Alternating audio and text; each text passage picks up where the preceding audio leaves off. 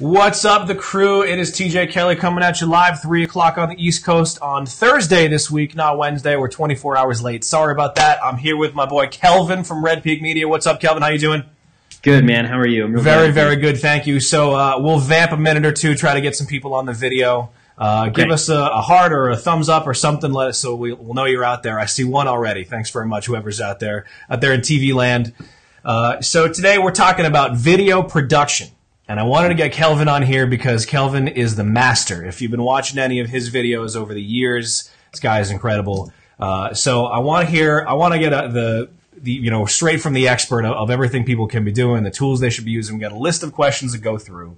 But before we do that, there might be some people in the crew who don't know you, Kelvin, and don't know why I'm calling you an expert and why you're qualified to talk about this. So can you introduce yourself, tell us who you are, where you come from, and all the stuff you've done, and we'll dive right in after that. Yeah, guys. So I'm Kelvin Krupiak. I'm out here in Albuquerque, New Mexico. A lot of you guys who are in the crew probably know me from Easy Agent Pro. I used to be with them. Now I'm doing my own thing right now. You guys might have also heard me on the Massive Agent podcast with Dustin. RedPeak Media is what I'm doing now. A lot of creative work, a lot of Facebook advertising, a lot of different stuff over there right now.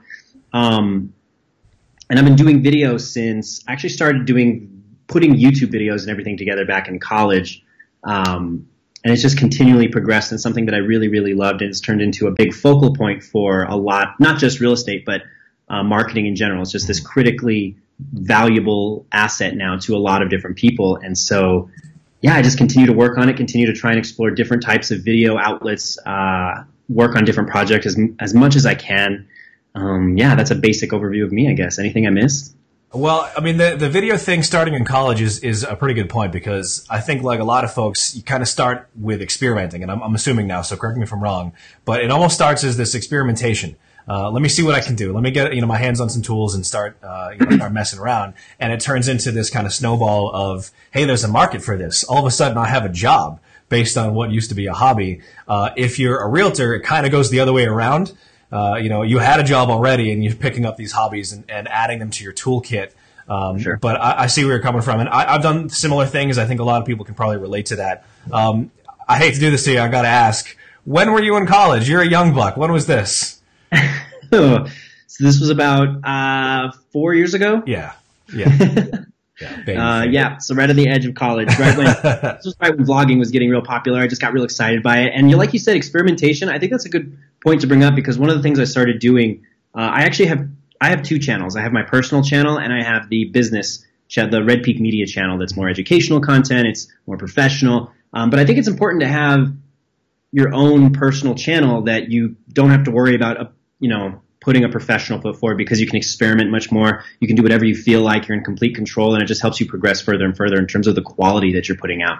So being able to just create random vlogs or random question videos or just whatever on my personal channel really helped my capabilities in terms of creating quality professional video on the business channel, if that makes sense. I like that. I have a personal one too, but it's like all videos of like my friends' bands and stuff from That's college. cool. There's nothing of any quality on there. I had a camera a few years back. I think I'm in like 10 years ago now. Was at a bar watching my friends play in a band, and I said, "Oh, if I zoom in really slowly, that creates this really cool effect." And that was it. That was me getting advanced on video production 10 years ago. I don't even think they make those cameras anymore. They kind of had there, but anyway, so. Let's dive right into it. We got a whole bunch of questions people asked in the group in the comments. Thank you very much for everybody that submitted questions. I know Karen Carr sent in one. Katie the Grace down in Florida had a question or two on there. So Kelvin and I have also come up with a few on our own that we'll try to hit everybody's, kind of with all the different topics and kind of areas that we could discover on here. So why don't we dive right in, Kelvin? We're going to start with the first one. I think this came from Katie. The question is, what equipment are you using? She mentions tripods, stabilizers, mics, things like that. I know you've gotten this question 100 times, if not more. I have personally asked you this question in helping my own production. Can you run through a list of equipment that you need, some that's maybe a want and some that's maybe a nice to have, and maybe in kind of budget ranges, whatever you could recommend? Yeah, for sure. Looking back, when I first started making video, I wanted to have a real nice camera right out of the get-go, and I started with that. I got a nice camera. I got a Canon 70D. But what I honestly should have done first is I should have gotten lighting first. I think the lighting was the first need. I could have done video with my phone, and proper lighting would have given me top quality video at that time. I should have started. I think I sent you a link to, there's a video lighting kit that you can get on like Amazon, and it's like $60. That gives you the two umbrella lights, which I also think Karen Carr uses as well. And then that paired with a ring light, which I also believe I sent you a link to. That 3-point lighting setup was something that I needed right away. That just helps me improve the quality of the video dramatically. So before you look at getting an expensive camera, I would say make sure that you have a quality lighting system set up, because the lighting is something that a lot of people forget. And it contributes to how grainy or noisy the video looks. There's just so many things that lighting can fix and help with. Next, I would look at what your camera is, start experimenting with things that are most comfortable for you. Get a good tripod, just get a good camera. And like I said, you can use your phone. We've talked about the quality that your phone can put out, especially the newest iPhones. You can do 4K video. There's no reason to move beyond that unless you have a budget that definitely allows for something like that comfortably. And then also, one thing that I had was a little portable tripod that you guys can take with you. Something like a Joby is what I started out with. Just this little guy, because it's good for vlogging. It's good for walking around houses, holding the camera up top right here. And then the first mic that I used was actually a Rode mic. So I actually have it right here. So this is a Rode shotgun mic. And depending on what your setup is or how comfortable you are, I would say go with either a Rode mic or the lapel mics that TJ I know uses. Those are actually very cost effective as well, and they actually give out really, really good audio. I'm not sure what lapel mic you have specifically, TJ. I've got it right here. Hang on. Okay, he's going to check for us. But definitely lapel mics are great because you can be out on the go and you don't have to worry about staying close to the shotgun mic. What do you got? Yeah, okay. This thing. This is a very good lapel mic to start with. Yeah, this might have been $20 on Amazon, maybe. This is totally cost effective. Should have got it the first time when I got up, but I have another one. That I was going to ask you this. So you say like start with the phone. There's no reason you need to upgrade from the iPhone right away or whatever smartphone you have. That was the advice you gave me, and that's the advice I've been using ever since. And I got one of these cool looking fuzzy little guys that will attach to your cell phone. It's a little shotgun mic. This is also, I don't know who this is. Video Mic Me, it says. I don't know if we can. Yeah, so that's basically this guy, but for your phone. Yeah. It's the same thing. That's a shotgun mic, but for your phone. So in terms of budget, there's really no excuse, because I've had a lot of people talk about that. Like, I'm trying to save money, and it's like, well, there's so many cost-effective options to get started. So there's plenty of equipment. If you guys have any questions about them too, or anything that you're wondering about, feel free to post a comment down below. TJ and I are more than happy to give some feedback on the equipment that you're looking at or currently using or should upgrade to. No problem at all. Comment here from Karen. Thanks for joining us today, Karen, and for the comment. She says she's got the same phone-mounted, shotgun mic fuzzy thing and all. I'm sure this has a real name. Is this a windscreen? Is that what this is? Yes. I don't know. Yes, windscreen. So one thing I found out the hard way is that when you buy this thing, see that this is the old style of attachment. You need an iPhone 6 or earlier, or probably any Android phone to use this. If you have an iPhone 7, this will not mount onto your phone. They might have iPhone 7 versions by now. When I bought this, I wasn't thinking, I wasn't, looking all that hard, so I bought the old one. Luckily, I have an old iPhone 6 with a cracked screen that I let my 5-year-old daughter play with on occasion, and then I steal it from her, and I record videos on it using this mic. If I didn't have that phone, I would have been kind of up a creek. So make sure you're paying attention to the type of, of equipment that you're getting if you're getting it on Amazon. We got a few other comments here. Let me take a second here. Robert down in Georgia. Thanks for joining us today, Robert. We got, can multiple people wear lapel mics with one phone, i.e. for an interview? That is a great question. I do not know the answer. Any idea on that, Kelvin? For a phone, you're going to run into a little more problems. I haven't done a multiple phone. I haven't used a phone specifically with multiple lav mics. I've used a regular DSLR and an audio interface with multiple lav mics, but I've never used a phone with multiple lav mics, so I don't know how that would function. Right. All right. So Karen, Robert, Karen is answering your question. You guys are both down in Georgia. You should hang out. It's a big state, but maybe you know each other. So Karen says she has done this with a Y splitter. I was just going to say that there's got to be, somebody has had this problem before, and somebody has solved this problem before. So there's got to be a way. Karen is recommending a Y splitter. Those things have been around with headphones for years, so I don't see why they could not also work with microphone. I'm sure there are some quality issues to pay attention to. You know, your mileage may vary, you know, experiment a little bit, but there you go. First-hand recommendation from Karen that it's perfectly easy to do. So thank you, both of you, for the questions and answers. So anything else on stabilizers? I have a handheld Osmo Mobile. I don't have it with me. It's not right up here, so I can't grab it for you. But I absolutely love it. I got it for like $150 on Amazon, and I used it just last weekend. And every time I use this thing, I am blown away at how great, how smooth the video is. And for some reason, that's especially true when you're backing up. If you're walking backward and you get this slow zoom out effect, it is like glass. It is beautiful how smooth the thing is. So for $150, you get this handheld stabilizer. I absolutely love it. Do you use anything like that? Yes. So right now I'm using the GlideCam, which is a pretty big stabilizer. It holds the DSLR. It's got to be big because of the weight of the camera, which I love. I've used the Osmo, which is great, but also I know a lot of you guys are getting into drones too. So if you have a drone like the Mavic, which I know some real estate agents are picking up, they actually have attachments that you can use to place the Mavic in and hold it, so you can actually get that 4K footage without actually having to fly the drone. Really? Just turn it on and put it in this attachment. Yeah, so that's actually a really cool stabilizer as well. Oh, wait, I'll drop do you walk around carrying a drone with a camera on it? Is that how that works? Yeah. All right. Really, really cool. I was really shocked. I love that idea. But that's another thing. If you guys are already picking up drones, that's another thing that you could use is stabilized 4K footage without actually having to fly it. You could do a whole tour of the house with this attachment holding your drone. So that's that. I like that. It's a little weird walking around carrying a drone, but I like that because it doesn't require you to buy a separate piece of equipment. You can just add on to the one you've already got. You know, two birds with one stone is helpful for people trying to afford all this equipment. So. All right. Anything else on the equipment, mics or tripods or anything?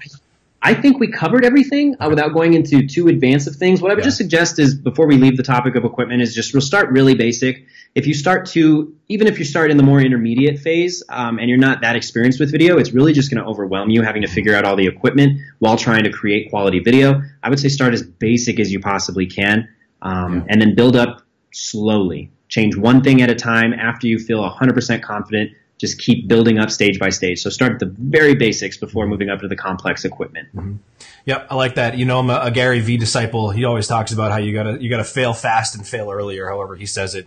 And you go back and watch his wine library videos from 10 years ago, and they're laughable compared to the quality he puts out now. But you gotta learn. You gotta make mistakes early. So just start today, kind of thing. So Robert's asking about lighting. We did cover that a minute or two ago, Robert.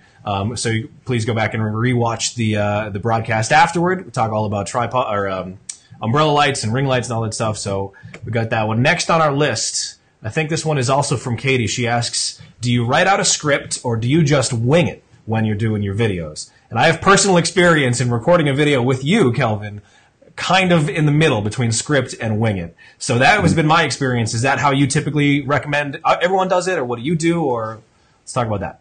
So what I like to do is I don't like to script my videos 100% because I like to make it as organic and natural as I can.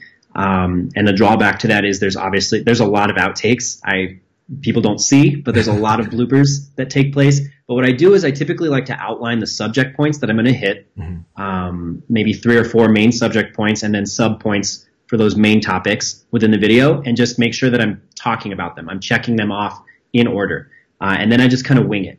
And I just go and I talk about it in 3 or 4 different ways, and I go back into the editing and I put together what I think works the best. That's my personal process. Right. I know people who script out their videos completely, and that's totally fine if that's what's more comfortable with you, for you specifically. And that's a good way for you to get started. That's totally fine. I like to just outline the subjects that I'm going to talk about, and then I just wing it from there. Yep. So it seems to me that if you're going to script it, you basically need to be an actor or actress to make it feel like it's not scripted. Otherwise, you're going to get this very cold, robotic, welcome to this house on Main Street. At least that's the way it has always felt to me. If you are able to be a great actor or actress and deliver scripted lines in a way that feels organic and natural, great. You're awesome. You're better than most people who are trying this. I think a lot of people probably gravitate toward that idea because they would get nervous thinking on the fly, get nervous trying to deliver a line smoothly without having that script. And to your point, and this has been my experience too, that I like it better being able to just say it right, say it, naturally. However, I think it's a really important point. I'm going to reiterate what you just said, that creates a lot of mistakes, creates a lot of bloopers, a lot of outtakes, and therefore those have to go back and get edited out in the end result for your video, right? So that actually is a perfect segue. Maybe we can come back to the scripting in a minute if we need to, but I'm going to jump over here into one of the questions I was wondering is how long does editing take? If I'm not scripting my videos especially, and I have blooper after blooper, how long do you, Kelvin, after years of doing this, spend in the editing process? And can you compare that to how long you spent when you first started in the editing process for maybe those of us that aren't so good at this yet? How long should we reasonably expect this to take when you get the video, loaded into your editing tools? Yes. So I think, okay, don't be scared by the amount of time that it takes me.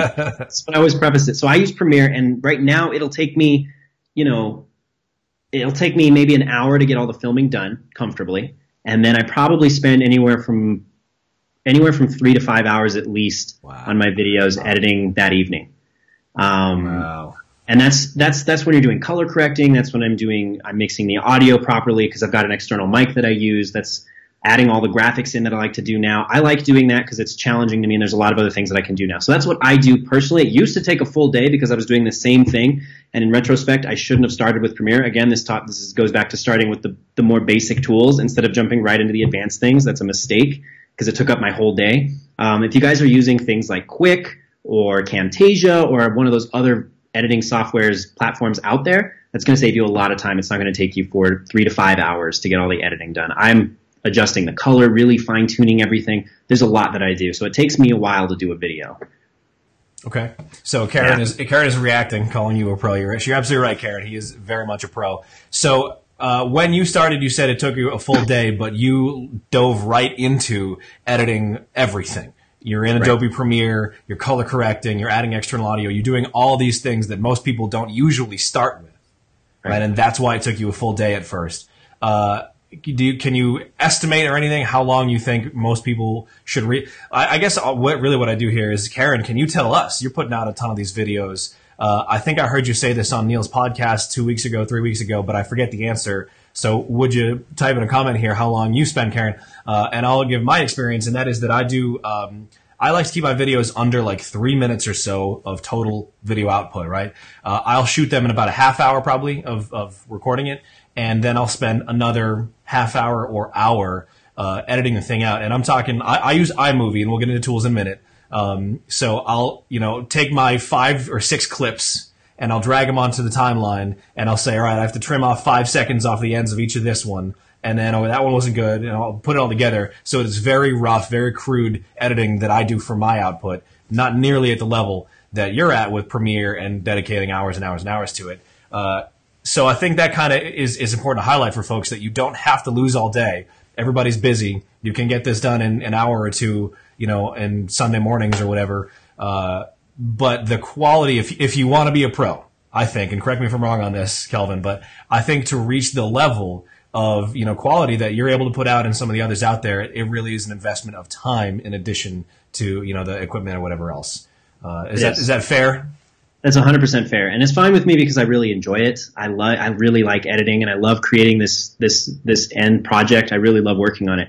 But like you said, Karen has wonderful videos, and she probably doesn't have to take as much time. She's doing a great job. You don't have to invest all that time. That's why I always get scared of that question, because I feel like it's gonna be scary to people. Yeah. And if I stopped doing some of the graphics that I do, and I compromised on the quality a little bit, I could probably get it down to an hour, 2 hours max. I could do that no problem, and it would still be good enough. But I struggle with the perfectionist side of it, which is, as a Gary Vee disciple, I'm sure is a big weakness. Yeah. I definitely struggle with the perfectionist mentality when it comes to my video. Me too. You're speaking my language when people ask me that question about how long I spend on blog posts. I'm like, you really don't want to hear me answer that question. I'm the wrong guy to ask.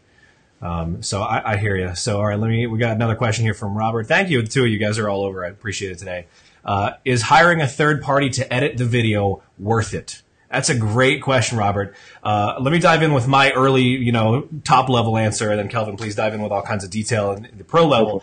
But my answer to that, Robert, is going to be yes, if your time is better spent used elsewhere. If you have a list of 100 things to do and you can, outsource 30 of them, Now your list is down to 70. You've got more time. That's useful. If you can be out there at, listing presentations and open houses and stuff, and things are going to lead to more income for you more quickly than something like editing video, then absolutely. If you got the time, I think, then learn it. Do it yourself, at least in the early days. When you get super busy, that's when you can outsource it. That would be my first take. What do you think, Kelvin? I would 100% agree with that, actually. If you can outsource something like that, especially if your time is better spent elsewhere, then just do it. Absolutely. You're either going to spend your money or your time, so budget them accordingly, right? So, 100%. All right, excellent. Appreciate the question, Robert. That takes us into best tools to use. Oops, I got two. There we go. Best tools to use. I added is iMovie enough because that's the one I'm using.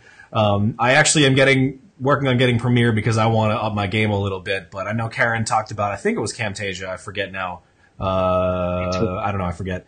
But best tools to use. You dove right into Premiere and you say not to do that, right? Don't do that. Okay. I say don't do that. I mean, if that's long term, if you have the time and you want to put in the time to learn that tool, just to warn you, I'm still learning that tool and it's been years, so it's extremely daunting, but it's not a necessity. It's really not. If the quality that you're putting down onto paper and putting into your videos, whatever the subject is, if there's good quality at heart, the editing software doesn't matter all that much. It's not going to be the make or break factor. Does that make sense? Like, I use it now because I'm at the point where I want to improve artistically and the quality of the videos, and I want to compete at a different level. But if the content itself is useful and valuable to somebody, the editing software that you used to create that value it doesn't matter. Does that make sense? It does. It's a really good point that at the end of the day, it's just a tool, right? Right. So, but if you're going to start with something, you can use iMovie. I think that's 100% fine. I've used iMovie before. Camtasia, like I said, is another great one. If you're using phone stuff, I always recommend Quick, which is a GoPro app that is fantastic. Anything that has pre-composed edits in it that can help add to the transitions of the video itself, those are really great. But there's so many little tools. You said, I also thought I saw you post something about Final Cut the other day. I did. I don't actually use Final Cut, but it sounded better than Premiere in my little tweet. So what I said, for those who haven't seen it, is that Final Cut is the new Photoshop. But Premiere is the new Photoshop. Just doesn't really have the same ring to it. I was going to comment that, but I was like, that's okay. Maybe I didn't know he uses Final Cut. Okay. I don't. Right. I have a video partner these two guys that are phenomenal, and they are Final Cut fans. And what do I know? I'm not going to convert them either way, but I'm at this point too deep in the Adobe suite to go anywhere else. I've been on Photoshop for like 15 years and Illustrator and stuff. So in any case, what I meant to say, honestly, that was just kind of clever, but the idea is that video is the new photo, right? Video first, video is it. Just before you and I hopped on today, Kelvin, I was watching a live session with my girl Chelsea Pites. She was in the Future Real Estate group talking to Charlotte. I forget Charlotte's last name, Windmeyer or something. And the two of them were talking about camera first. That is Chelsea's just be all end all, and I wholeheartly agree. If you don't know Chelsea Pites, you got to turn off Kelvin and I and go find her right now. She's amazing. I'm telling you, she is the new Gary Vee. She's right there on his heels, or will be very, very soon. So Final Cut is the new Photoshop because video is the new everything, at least as far as I see it. So I know that we're kind of down the rabbit hole here, but I'm glad to hear that I can start with iMovie because that's all I've been doing for the last couple of years. So, all right, let me backtrack a little bit. Karen put up a question in response to put up a comment in response to Robert's question about editing. Karen says that she is thinking about hiring a film student to edit for her. How should she figure out what the going rate is? That's a really good question. I have no experience with that. Do you? No, it's a totally plausible thing. In terms of pricing, I'm not sure what you would do because I've had friends who did this though in college. There were companies looking for students that they could hire for a cheaper rate because they're still learning. You know what I mean? They're not as polished as someone else in the industry, but they still put out really good work. So I don't know what you would charge. Yeah. It would definitely. I would say go in and offer maybe a quote, and you could do this based on a Fiverr price or an Upwork price. Look at what some of the freelancers are charging hourly, and maybe offer them that. So when I was in college, actually, somebody offered me. They said, "Hey, would you be comfortable with $30 an hour?" And in college, I was like, "Yeah, that's fantastic. That's amazing. 100%. I will do whatever you want. Send me the video." So definitely go in and make an offer at first. See if they're comfortable with it. If they are at that hourly rate, move forward from there. Yeah, I think it's good advice to start kind of shopping around and price compare on Fiverr and Upwork. I have personally hired a video editor on Upwork, and as I recall, I think she was in the $20 to $25 an hour range. But I have to throw a disclaimer in here, and that is that like I have this kind of hurts a little bit. You're welcome, Karen. She's thanking us for the advice. This hurts me a little bit because I have been on the other side of that too. I have been the service provider like you, Kelvin, and to price shop that way. It kind of hurts a little bit if you're the vendor because you're reducing them to just their hourly rate and not looking at the quality they're able to produce. And I actually just recorded a podcast on this very subject this week, again with the rabbit hole thing. But I was talking about NAR's logo. All right, now this is like making all kinds of waves in the real estate industry. But here's the thing: the design team that would have put that together, the output of the logo matters clearly, but that is not where the dollar value is derived from. Right? Mm-hmm. It is not derived from the number of hours that it takes. It's not derived from, whether or not Facebook likes it when you release the thing. It is, you're buying that person's experience. You're buying that person's knowledge, right? And I see this happen on the other side when realtors, complain about people not wanting to pay the commission, right? Or not wanting to pay full commission or something. There is, realtors are quick to defend each other and give that like the example of a cliche or whatever of the guy who tapped his hammer in the right spot and charged $10,000 for it. And the client was mad and they said, how can you charge me $10K for just tapping your hammer? And he said, tapping the hammer was $3. It cost $9,997 for me to tell you where to tap the hammer, right? Realtors get it when you talk about commission and how they earn their living and the licensing and the education and all the other stuff they do. Flip that around to a logo and they go, oh, I could have got this on Fiverr for $5. All right, put yourself in the shoes of the designer. You think they wanted to hear that? You think that you think that's actually true, that they went to design school? And then as the video editor that I hired, I go, oh, I really ought to be paying this person more because they're more talented. So I have a hard time with that. But Karen, to your point earlier, like if you're hiring a student, there is more flexibility there, right? That's why a lot of people recommend that you start at a film school because those folks are learning now. They're supposed to be kind of on the lower end of that cost spectrum. So right. That one touches a chord for me. I've been on both sides of that, but no, that's understandable. If you experience that similar, yeah. All right, so move on. We've got tools, captions. This was your question, actually, Kelvin, that you added to the list here. Should I write captions with my video? And do they help with SEO? So why don't you give us some context on where the question came from? Right. So I actually just put out a video on my YouTube channel about how to create captions and get them up on your YouTube video and your Facebook video. And one of the biggest reasons that I wanted to create captions for my videos is because specifically for Facebook, you were just talking about a stat too, and we can all relate to this. As you're scrolling through Facebook, a lot of you guys will see videos and not a lot of you guys are going to click on it for audio because maybe you're out in public, you're at a coffee shop, whatever it is, and you're going to just scroll right past it if you don't really have a context for that specific video. So those captions help give people context without them having to actually hear the audio. And that's going to dramatically improve the length of time people are actually watching your video, the engagement of the post itself. That's going to improve numbers that you can use for custom audiences later. There's a lot of benefits to just improving the amount of time people are watching your videos, and captions are a huge way to do that. Now, what my question was to TJ was, because I had also read that initially Google couldn't necessarily rank a Facebook video, or there was more SEO benefit to providing these accurate captions. And he informed me that actually Google's already transcribing your videos automatically, whether you do it or not. One of the biggest things, though, is accuracy. So that was the point we touched on there, is why you would want to also consider getting things like Rev to transcribe it or take the time to do it yourself, right, is accuracy, right? Right. So let's back up a little bit on that. So the question is, should I type captions? Absolutely yes. Right. Now let's talk about why and how they help you, all right? So what Kelvin just touched on here is that YouTube is actually automatically transcribing your videos without you having to ask, right? They do that, as I understand it, they do it for two reasons. Number one, Google's, Google bot, YouTube bot, whatever, their algorithmic machines are not actually watching videos. They're interpreting, right? They're parsing the video. Right. So in order to do that, they have to turn the audio into text. And so they do that for their own algorithmic reasons. That's how their system is built, right?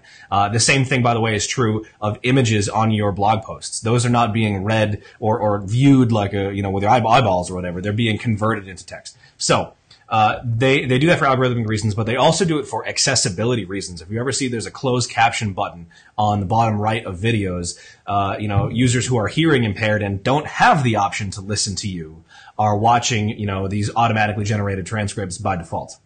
So the SEO benefit is basically already there. This is why when Karen went on Neil's show and when I went on Neil's show, when you watch any of the YouTube SEO experts, they're all recommending that you say out loud whatever your preferred keyword is several times throughout the course of the video. You have to say it because Google will eventually read it. If you say it, they will translate it and read it. Now, in terms of you typing the captions, instead of just Google doing it, where this is important is automatically generated transcripts are terrible most of the time. And I guarantee you've seen it. If you don't go and correct it, you know what my favorite is? I talk about SEO, and when it comes out as a transcript, it's always SCO. And I'm like, well, no, that's useless. Nobody's going to search for SCO. So you have to go in and correct whatever the mistakes are. When you type the captions, you have the opportunity to correct any of those typos and make sure you're getting credit for your actual keyword and not Google's, mistaken interpretation of what they think that keyword is. So type them in. They're more useful, and you're getting some SEO benefit already, but you have the chance to make it even better if you add on the extra work yourself. But there's a second benefit that you had touched on earlier about going from YouTube to Facebook. Could you elaborate on that? Yeah. So when you get the videos uploaded onto YouTube and you get the captions adjusted how you want, you've manually adjusted them, you can actually download the SRT file, which is what you need to upload into Facebook to get the captions on your Facebook video. So that's actually really cool because it's a completely free thing to do. YouTube's going to convert that to the SRT file. You just have to name it properly for Facebook, and then you can upload that directly, and those same captions will be on your Facebook video. Do you know if you can do that, if you can download an SRT with the automatically generated transcripts? I don't believe you can, actually. Okay. I remember setting up the captions to automatically, I'm pretty sure that you can't unless you've already manually uploaded a transcript. Okay. So I believe you still have to get that transcript somehow. Yeah. There's one other added benefit for me. Karen is reacting and saying yes. I don't know what you're saying yes to, Karen, because there's a delay here, but thank you. So one of the other benefits for me is that I have always said forever that if you're going to shoot a video, number one, video is first. Turn the camera on and start talking. But number two, don't stop there. The video is basically the most important foundation of your content, but it is just the foundation. You've got to go up from there. And the next thing for me is going to be written versions of that, both in the YouTube description and then also on a dedicated page on your website, a blog post or something to go along with this video. A couple of reasons. Number one, there are a lot of people out there who would prefer to read and not watch a video. I'm one of them, believe it or not. Here I am saying you've got to do video first. I don't like to watch a video all that much. I don't rewatch our live videos. I want to read it. So take care of people like me that don't want to watch the video. But number two, SEO exists outside of YouTube too, right? Outside of Facebook videos, Google is still the primary engine for a lot of discovery out there, and they are text-based. So YouTube search engine is one thing. Google search engine over here needs text content to go along with that. So take these automatically generated transcripts, or of course your rev.com transcript if you're buying it. But if not, take the automatic one and copy it into Microsoft Word and start organizing it. And you now have a foundation of, you'd be surprised, 1,000 words done like that for you that you can then go just kind of, chop it up a little bit, add some headings, add some bullet points, add some images, and voila, you have a blog post ready-made for you. It won't be great to publish it by itself. You have to edit it a little bit, but a lot of that setup work is done for you. Rev.com and things can help with that too. I know you've done the Rev thing before, right, Kelvin? Yes, yeah, absolutely. Huge fan. What I like about it is it's super cheap, but you have to wait a little while. If you're willing to do the work, this kind of goes back to Robert's question earlier. If you're willing to do the work yourself, if you've got time to do it, then I say just copy and paste it and do it in Microsoft Word. But if not, Rev takes a lot of that work off your plate for you. So yeah, absolutely. Karen's got another comment in here. Let me clean this up a little bit. I do that every week. She's going to go into auto transcriptions, fix the punctuation mistakes, save it, and download the SRT file to use on Facebook. So, Karen, can you comment again? Are you saying that you let Google do the auto transcript and then you can download an SRT? Is that what you're saying here? That is the way it looks when I read it here. So that would be great. That would save a lot of time. Yeah, I've never done that. I've always uploaded my own transcript and then downloaded YouTube's version of the SRT file. So it's good to know that you can do that, actually. Yeah, absolutely. And I'll sit on that, wait for the delay to go by for Karen's comment to show up.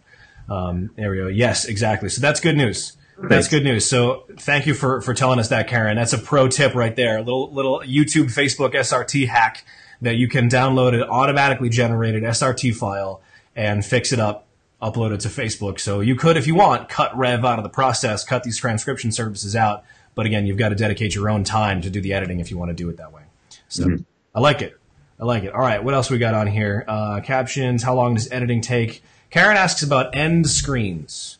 Are end screens necessary when publishing on YouTube? This is out of my league, so Kelvin, take it away. Yeah, necessary, not 100% necessary. I like adding them. I have a little 20-second bump at the end of my video I have dedicated to the end screen where the subscribe button and a suggested video that I decide on is displayed with my logo. So I have like a nice little 20-second end screen that I've dedicated to it. Statistically speaking, the amount of people getting to the very end 20 seconds of your video is pretty minimal. So no, it's not 100% necessary, but I like to do it because it doesn't take much time. And I mean, there's some benefit there to the people who do make it to the end of your video. So I think it's beneficial. And at the very least, it looks super professional. Right. Yeah, absolutely. I think it adds to the quality of the production itself.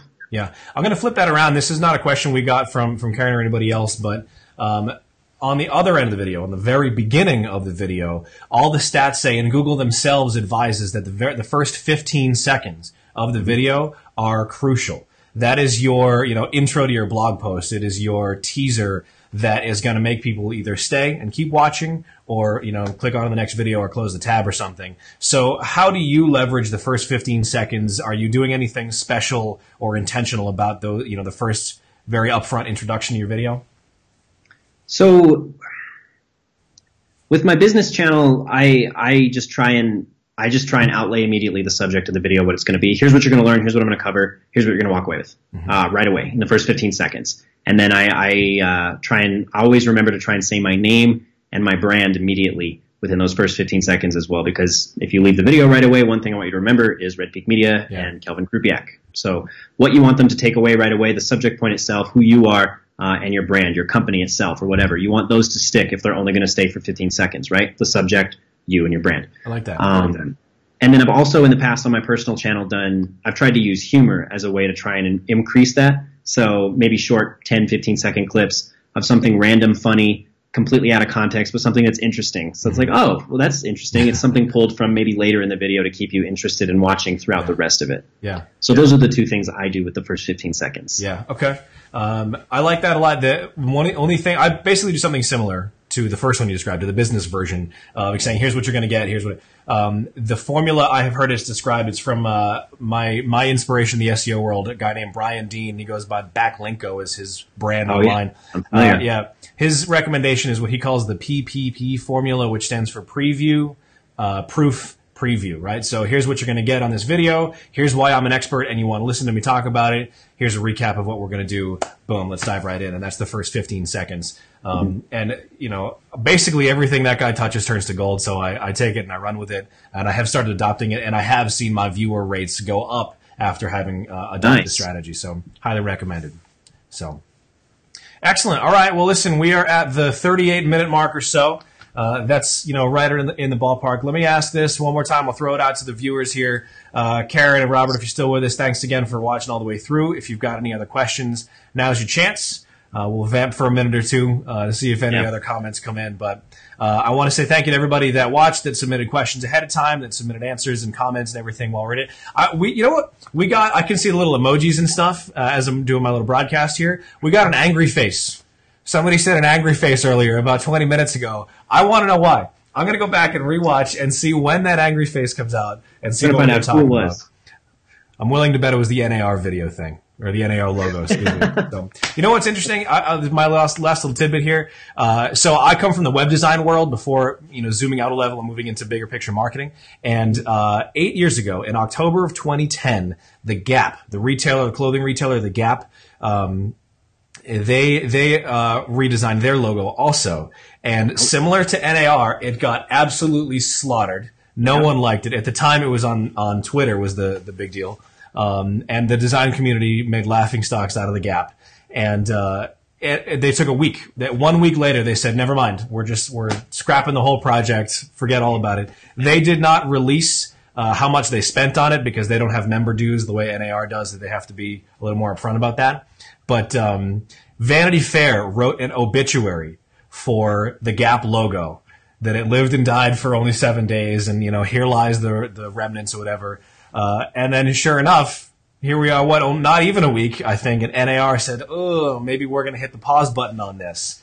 So they're power of the people, We don't like your logo, and we're going to let you know about it. Yeah. What?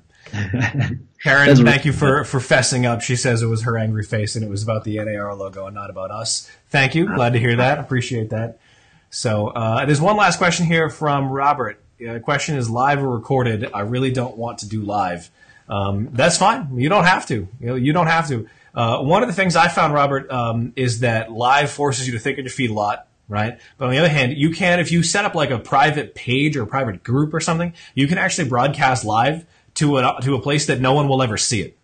So it can still technically be private and be live. And what that does for you is it allows you to download push that video onto Facebook, download a format, whatever. So you can kind of skip some of the editing tools. There are some broadcast tools like the ones we're using here with overlays and stuff.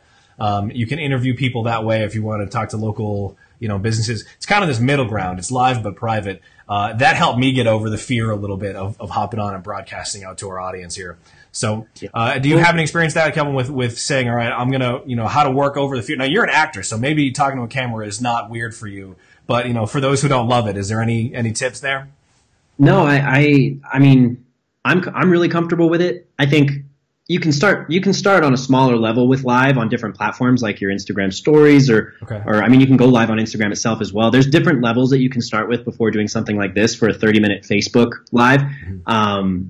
But I also would say that, live is going to save you a lot of time as well as allow you to pack in a lot of value. So like if I had to try and edit a 30-minute video like what we just did, it would take me forever to create it, to film it, to do all that. Live saves you so much time. Mm-hmm. And also social networks want to prioritize it because people engage really well with live video. So really, really try and work past those concerns. I know it's hard. I know so many people who are really worried to get on camera, especially live, because they don't have the opportunity to script anything. But I would say start small. Start in the mirror, start talking to yourself, start rehearsing what you're going to say, and then start on a smaller level with something like Instagram Live with a smaller amount of followers on your personal profile, people who know you, and keep building up. And then eventually you're comfortable with doing a 30-minute Facebook Live on your business page, and then pushing that out to a much larger amount of people. Yeah. Yeah. And so Robert says Facebook likes live better, right? And yes. The answer is yes. They are prioritizing live video. So there's two factors at play there for me, Robert. The first is that Facebook algorithmically prioritizes live videos. That's true. But their priorities shift with the wind, so who knows how long it'll be true, right? True. The second thing is because they prioritize it, it gets better engagement, right? And as it gets better engagement, its reach can grow. So you get this like second level of benefit from their algorithmic prioritization of live videos, right? That and they're engaging. People like to watch and see what's going to happen, and it's the reason live sports are recorded live and not, rebroadcast later. However, the market is getting saturated. A lot of people are diving into the Facebook Live thing lately, and that's cool. We're clearly still leveraging it here right now. But the opportunity is I guess the window is closing, I should say. The window is closing on getting out in front of and building an audience by way of live. I still am going to recommend it until things change dramatically, but I would say start now because it's getting to become a pretty crowded field, I would think. So, all right, we got one last comment on here from Josh Keaton down in, I forget where you are. Josh. Where are you? Carolinas, Virginia? I forget, man. He's going to kill me. Sorry. Thanks for watching, Josh. Thanks for the comment. Thanks, everybody, for hopping on with us today. Kelvin, thank you so much for hopping on this afternoon. I hope the weather in Albuquerque is better than it is here in cloudy New England. It's windy out here, man. Yeah? Windy. I'm looking at my thing. It's actually 54 degrees here in Massachusetts today, which is like I'm going to the beach. This is crazy for us.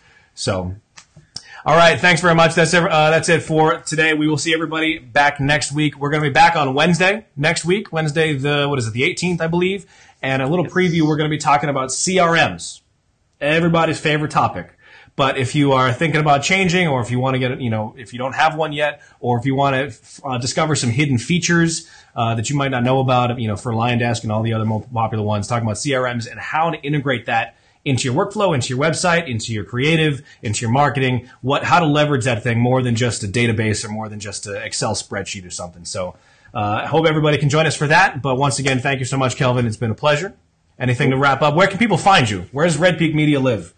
You guys can find me on Facebook, just RedPeak Media, or my website is actually theredpeak.com. RedPeak Media was like a $3,000 premium URL, so we decided to pass on that. But you guys can find me any of those other places. I'm also a member of a bunch of the groups that a lot of you guys are in, so feel free to tag me anytime. I'd always love to chat with you guys. Thanks for tuning in, though. Also, Karen, I hope you're doing well. Miss you. All right. Thanks very much, Kelvin. Thanks, everybody. We'll see you next week. Take care. Bye, guys.